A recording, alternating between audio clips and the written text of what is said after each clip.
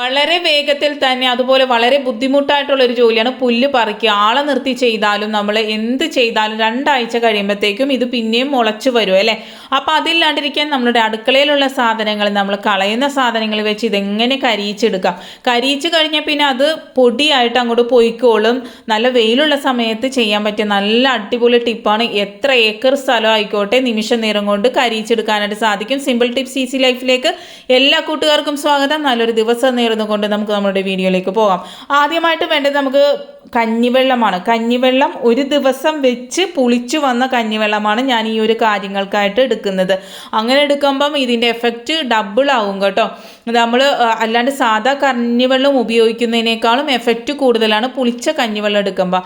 നമ്മളുടെ വീട്ടിൽ വെള്ള തുണി ആകട്ടെ, അല്ലെങ്കിൽ കരിമ്പം പിടിച്ച തോർത്താകട്ടെ, അല്ലെങ്കിൽ അടുക്കളയിൽ നമ്മൾ ഉപയോഗിക്കുന്ന ടർക്കികളാകട്ടെ, കഴുകാൻ വളരെ ബുദ്ധിമുട്ടല്ലേ. കഞ്ഞിവെള്ളത്തിലേക്ക് നമ്മൾ കുറച്ച് ഉപ്പും നമ്മൾ ഡെറ്റോൾ ഒഴിച്ചു കൊടുക്കുന്നുണ്ട്. വേണമെങ്കിൽ ഒഴിച്ചു കൊടുത്താൽ മതി, ഇല്ലെങ്കിൽ പുളിച്ച ആ കഞ്ഞിവെള്ളത്തിൻ്റെ ഒരു സ്മെല്ല് വരുന്നതുകൊണ്ടാണ് ഡെറ്റോൾ കൂടി ഒഴിച്ചു കൊടുക്കുന്നത്. എന്നിട്ട് തിളപ്പിച്ചെടുത്താൽ മതി. ഇതിപ്പോൾ ഞാൻ കിച്ചൺ ടൗലാണ് കാണിച്ചു തരുന്നത്. നിങ്ങൾ വെള്ളത്തുണിയോ തോർത്തോ എന്തിലാണെങ്കിലും ഇത് ചെയ്താൽ മതി. കരിമ്പം വരെയും പോയി കിട്ടുന്നതാണ് കേട്ടോ. ഇതിനു മുമ്പ് ഞാൻ കാണിച്ചു തന്നിട്ടുണ്ട് കരിമ്പം കളയുന്ന വീഡിയോ. അപ്പോൾ അതുകൊണ്ടാണ് ഞാൻ കിച്ചൺ ടർക്കി നല്ല മെഴുക്കൊക്കെ പോയി നല്ല പളാന്നാവും കേട്ടോ. അടുത്തതായിട്ട് ഈ ഒരു കഞ്ഞിവെള്ളത്തിലേക്ക് തൈര് ചേർത്ത് മിക്സ് ചെയ്ത് കഴിഞ്ഞാൽ നമ്മൾ ഓവിലുണ്ടാവുന്ന ബാഡ് സ്മെല്ല്, ഇപ്പോൾ ബാത്റൂമിൽ കയറുമ്പോഴാണെങ്കിലും നമ്മൾ അടുക്കളയിൽ കയറുമ്പോഴാണെങ്കിലും ഭയങ്കര ഒരു ബാഡ് സ്മെല്ല് വരും അല്ലേ. നമ്മൾ ഓവിൽ നിന്നും ആ ഒരു പ്രോപ്പറായിട്ടുള്ള ആ ഒരു ബാക്ടീരിയ നഷ്ടപ്പെടുമ്പോൾ, നമ്മൾ കെമിക്കലായിട്ടുള്ള സാധനങ്ങളൊക്കെ ഉപയോഗിക്കുമ്പോൾ, ഇപ്പോൾ സോപ്പൊക്കെ കൂടുതൽ ഉപയോഗിക്കുന്നത് കൊണ്ട് തന്നെ ആ ഒരു ഓവിലൊക്കെ കെമിക്കൽ ഇതാക്കുന്ന ബാക്ടീരിയ ഒക്കെ നഷ്ടപ്പെടും. അപ്പോൾ അത് നമുക്ക് വീണ്ടെടുക്കാനായിട്ട് ഈ ഒരു പുളിച്ച കഞ്ഞിവെള്ളത്തിലേക്ക് തൈര് ചേർത്ത് ഒഴിച്ചു കൊടുത്തു കഴിഞ്ഞാൽ അത് ടാങ്കിലേക്ക് ചെന്ന് നല്ല രീതിയിൽ പ്രവർത്തിക്കുകയും ആ ഒരു ബാഡ് സ്മെല്ല് പോയി കിട്ടുകയും ചെയ്യും. നമ്മളിതിപ്പം ഏതൊരു ഓവിലും, നമ്മൾ ബാത്റൂമിലാകട്ടെ സിങ്കിലാകട്ടെ, ഏതൊരു വീട്ടിൽ ഏതൊരു ഓവിലും നമുക്ക് ഇതുപോലെ ചെയ്ത് കഴിഞ്ഞാൽ നല്ല ക്ലീനായിട്ട് തന്നെ ഇരിക്കും കേട്ടോ. ഒരു ബാഡ് സ്മെല്ല് ഉണ്ടാവില്ല. നമ്മൾ എത്ര എയർ ഫ്രഷ്നർ വെച്ചെന്ന് പറഞ്ഞാലും ആ ഒരു ബാഡ് സ്മെല്ല് വന്നു കഴിഞ്ഞാൽ വളരെ ബുദ്ധിമുട്ടാണ് അല്ലേ. അപ്പോൾ ഇതൊന്ന് ചെയ്തു നോക്കാം. വളരെ എഫക്റ്റീവായിട്ടുള്ള നല്ലൊരു ടിപ്പാണ് കേട്ടോ. അടുത്തതായിട്ട് നമ്മൾ ഒരു പാത്രത്തിലേക്ക് കഞ്ഞിവെള്ളം ഒഴിച്ചു കൊടുക്കുന്നുണ്ട്. പിന്നെ അതിൻ്റെ 2 ഇരട്ടി വെള്ളവും കൂടെ ഒഴിച്ചു കൊടുത്തിട്ട് നമ്മൾ ഉജാല ഒഴിച്ചു കൊടുക്കാം. ഉജാല കുറേ ഒന്നും ഒഴിക്കരുത്, ഒരു തുള്ളി മാത്രം ഉജാല ഒഴിച്ചു കൊടുക്കുക. എന്നിട്ട് നല്ലതുപോലെ മിക്സ് ചെയ്തെടുക്കുക.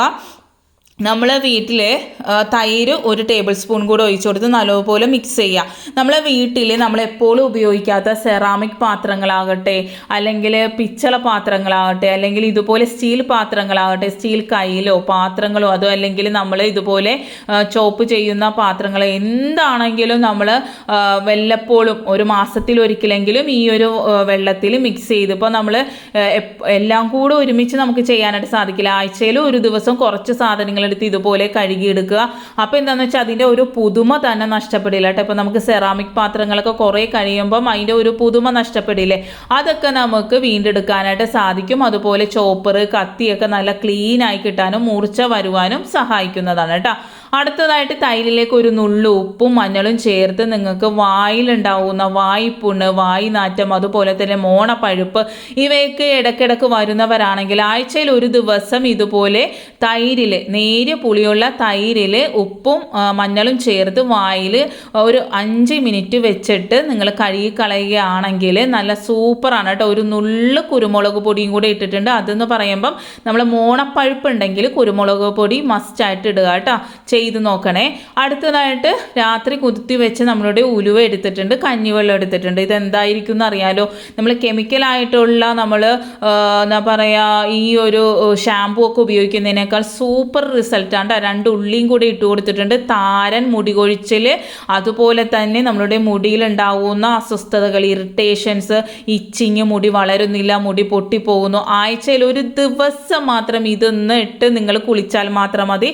നമ്മൾ ഉപയോഗിക്കുന്ന ഉപയോഗിക്കുന്ന ഏത് എണ്ണയാണോ അതുകൂടി മിക്സ് ചെയ്യുക. അല്ലെങ്കിൽ ഭയങ്കരമായിട്ട് ഡ്രൈ ആയി പോവും നമ്മളുടെ മുടിയും തലയോട്ടിയൊക്കെ. അപ്പോൾ അതില്ലാണ്ടിരിക്കാനായിട്ട് നമ്മൾ ഉപയോഗിക്കുന്ന എണ്ണ ഇതുപോലെ ഒന്ന് ഒഴിച്ചു കൊടുക്കുക. ഇനി നിങ്ങൾക്ക് ഉലുവ പറ്റൂലെങ്കിൽ ചെറുപയറും അതുപോലെ തന്നെ പുളിച്ച കഞ്ഞിവെള്ളവും ചേർത്ത് എണ്ണയും ചേർത്ത് ഉള്ളിയും ചേർത്ത് നിങ്ങൾ ഉപയോഗിച്ചാൽ മതി. എല്ലാവർക്കും എല്ലാം പിടിക്കില്ലല്ലോ. അപ്പോൾ നീർക്കെട്ടുള്ളവരാണെങ്കിൽ ചെറുപയർ ഉപയോഗിക്കാം കേട്ടോ. നല്ല സൂപ്പർ റിസൾട്ടാണ്.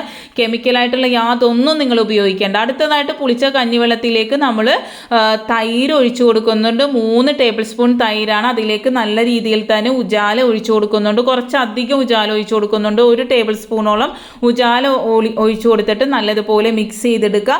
എന്നിട്ട് നമ്മളുടെ ബാത്റൂം ക്ലീൻ ചെയ്ത് കഴിഞ്ഞാൽ നല്ല പളപളാന്ന് വെട്ടിത്തിളങ്ങും. നമ്മളുടെ സെറാമിക് ആകട്ടെ, ഇതുപോലെ നമ്മളുടെ സ്റ്റീൽ പൈപ്പുകളാകട്ടെ, ഏതൊരു സാധനവും നല്ല രീതിയിൽ ഇപ്പം നമ്മളെ ബാത്റൂം മൊത്തം ക്ലീൻ ചെയ്യാനായിട്ട് ഈ ഒരു സൊല്യൂഷൻ മതി. നമുക്ക് നമ്മൾ ഹാർപ്പിക്കും സോപ്പ് പൊടിയൊക്കെ ഉപയോഗിച്ച് ബാത്റൂം കഴുകുമ്പോൾ ഉള്ള പ്രശ്നം എന്താണെന്ന് വെച്ചാൽ അതിൽ നമ്മൾ കൂടുതൽ കെമിക്കൽ നമ്മളുടെ ഓവിലേക്ക് ചെല്ലുമ്പോഴത്തേക്കും അവിടെയുള്ള ആ ഒരു ബാഡ് സ്മെല്ല് വരാനൊക്കെ ചാൻസ് ഉണ്ട്. അപ്പോൾ നമ്മൾ ഇതുപോലെയൊക്കെ കഴുകി കഴിഞ്ഞാൽ ആ ഒരു ബാഡ് സ്മെല്ല് ഉണ്ടാവില്ല, നല്ല ക്ലീൻ ആയി കിട്ടുകയും ചെയ്യും. ഇപ്പം മീനൊക്കെ മുറിച്ച് കഴിഞ്ഞിട്ട് വളരെയധികം ബാഡ് സ്മെല്ലൊക്കെ ഉണ്ടെങ്കിൽ ഈ ഒരു തൈരും കഞ്ഞിവെള്ളവും ഉജാലയും ചേർത്ത് ഒന്ന് സിങ്ക് കഴുകി നോക്കട്ടോ.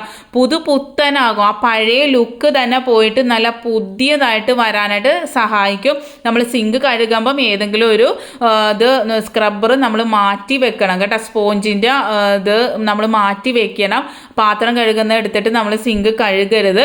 അപ്പം അത് മാറ്റി വെച്ചിട്ട് നമ്മൾ ഇതുപോലെ മീൻ മുറിക്കുമ്പോഴാണെങ്കിലും ഇതുപോലെ കഴുകിയെടുത്താൽ മാത്രം മതി. പുതുമ നഷ്ടപ്പെടില്ല. കെമിക്കൽ ഉപയോഗിക്കുമ്പോൾ പുതുമ നഷ്ടപ്പെട്ടിരിക്കും.